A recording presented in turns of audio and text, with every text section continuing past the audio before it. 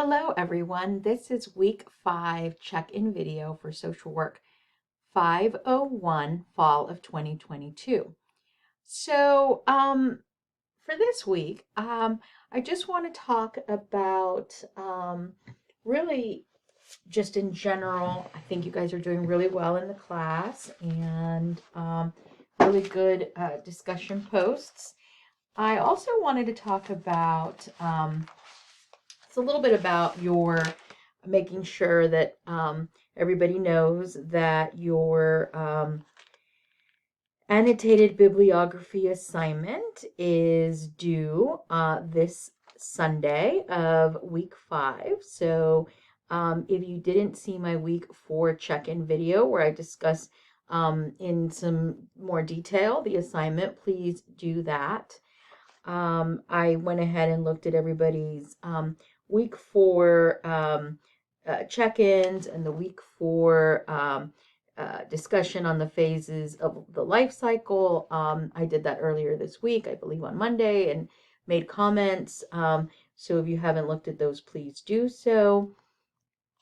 For this week, week 5, I'm asking you to check in one more time about the older adult oral video presentation, where you are, have you done your presentation, do you have your consent form, what is the plan, because this is coming up here due very soon.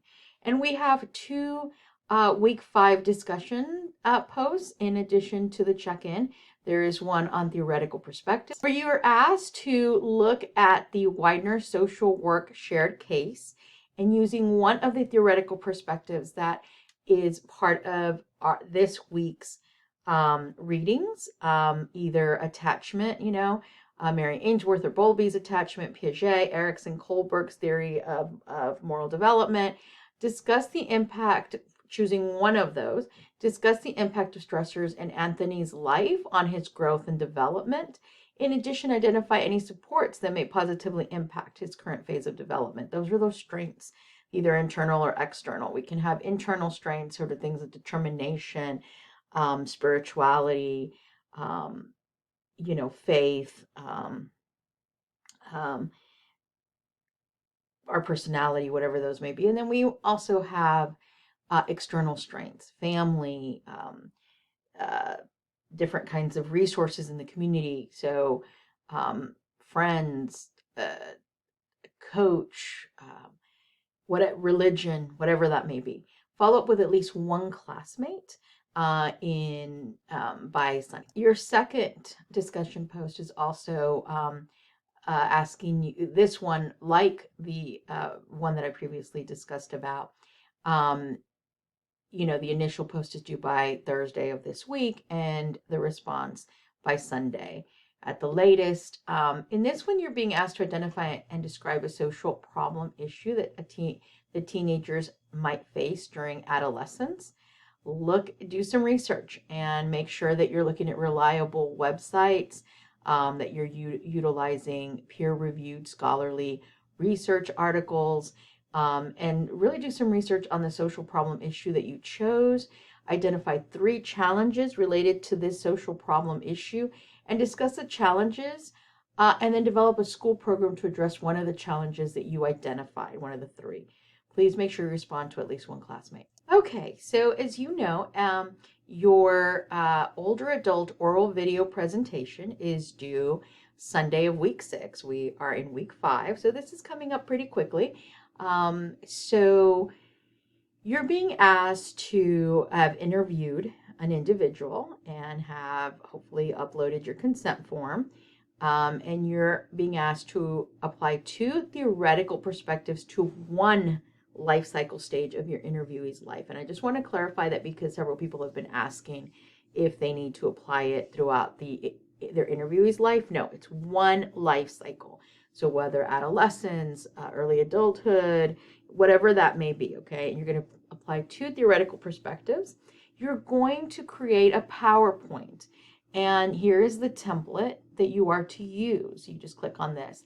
If you need to make sure that if you modify this in any way, that you are let's say you add an additional PowerPoint, that's fine, but you need to make sure that you provide the information that the template and that the assignment guidelines and that the rubric are saying needs to be part of this PowerPoint presentation. Okay, so really important. You then will identify and apply the chosen developmental stage of Erikson's biopsychosocial theory of development to the interviewee's life cycle stage that you discussed. You want to discuss important experiences from that stage, the one that you chose from your interviewee, that life cycle stage, difficult challenges and accomplishments related to that developmental stage, and factors and events that have facilitated and inhibited the resolution of the psychosocial crisis of the developmental stage. You're also going to include a biopsychosocial sort of assessment, factors or events that may have facilitated and or inhibited the resolution of this psychosocial crisis during that specific developmental period. So you're going to talk about issues of diversity and difference and how those things may have shaped the interviewee's life experience. Include how oppression could have factored into the interviewee's life experiences, and then apply a multi-systems lens to examine how the family, community, institutions, and or larger social policy and social forces were either there to help the individual, or was it a barrier? Did it hinder their progress, the things that they wanted in life? You're now, since you already, you're utilizing Erik Erikson psychosocial, you are being asked to identify and apply one additional theoretical perspective. This can be whichever one that you wish to. This does not need to be discussed in each stage of the individual's life cycle. You are only applying it to the same life cycle stage that you chose to use when you are assessing your interviewee from Erik Erikson's psychosocial stage. Okay, so again, you're not being asked to assess your interviewee all of the life cycles. You choose one, you apply Erik Erikson psychosocial development as well as this additional theory that you chose, and discuss at the limitations of one of the two theories that you encountered in describing the interviewee's life narrative. Why did this model fall short in helping you understand your interviewee's life story, or helping you think about the things that they went through? How did it fall short in really applying to your interviewee? All right, so just wanted to touch base on that again. I did it in an earlier video, but wanted to make sure that I talked about this. And so if you keep looking down, this is the rubric. Make sure that you've submitted it on time, that you utilize, you're being asked to, on this Sunday, to submit an annotated bibliography. Make sure that information from those three peer-reviewed scholarly articles are integrated into your video presentation.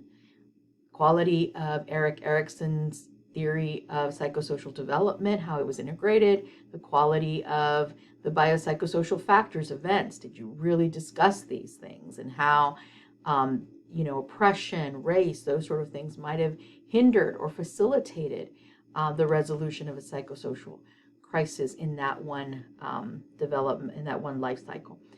Quality of information of the additional theory integration, and did you discuss one limitation, right?